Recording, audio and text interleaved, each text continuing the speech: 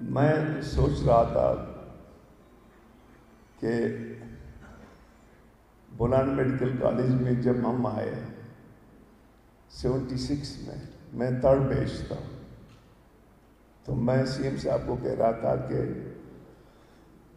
ماشاء اللہ کا زمانہ تھا تو ہماری راتیں لوڈ کالج میں گزرتی تھی اور صبح پھر ہم آپ کے ہاسٹلوں میں بیٹھ جاتے تھے۔ تو بولان میڈیکل کالج کو کریڈٹ جاتا ہے کہ اس نے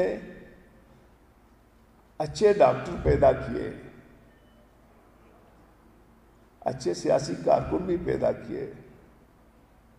گو کہ ہمارے ہاں آج کل کہتے ہیں کہ معذرت کے ساتھ سی ایم صاحب کے تعلیمی اداروں میں سیاست نہیں ہونی چاہیے۔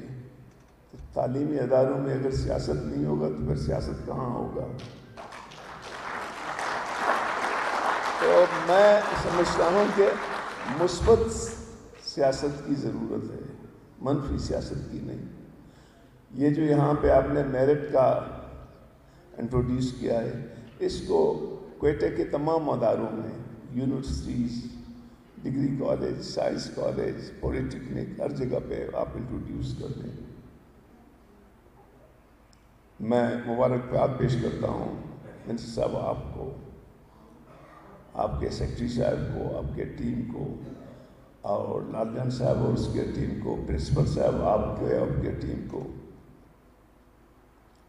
دیکھیں، ادارے تو ہم بناتے ہیں، لیکن اداروں میں کیا ہم اپنے عوام کو وہ ریلیف دیتے ہیں جو ہماری مقاصد ہے؟ ہم ابھی تک فیل ہوئے ہیں۔ میں ایمانداری سے کہتا ہوں، چاہے میں چیف منسٹر رہا ہوں، میں نے دنیا و جہان کے کوشش کی، میں تربت ہاسپٹل کو ٹھیک نہیں کر سکا۔ پھر مجھے ایک شخص مل گیا ڈاکٹر روب شاہ کی شکل میں، اس نے میرا میڈیکل کالج کم از کم مجھے بنا کے دے دیا۔ وہ کریڈٹ اس کو جاتا ہے کہ اس نے پتہ نہیں کہاں سے پروفیسر ڈھونڈ کے لائے۔ تو میں منسٹر صاحب، آپ نے جو سیمی آٹونومس آپ کی پالیسی ہیں، سی ایم صاحب کی پالیسی ہیں، آپ اس کو امپلیمنٹ کر رہے ہیں، اس سے ہمارے عوام کو فائدہ پہنچے گا۔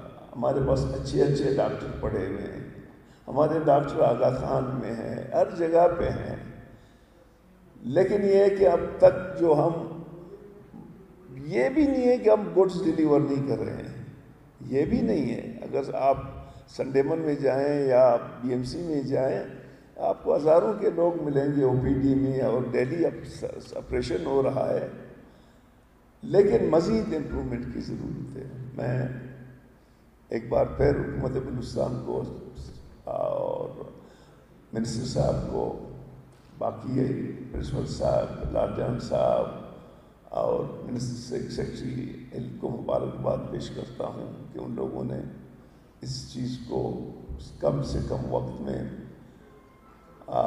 پایۂ تکمیل تک پہنچا۔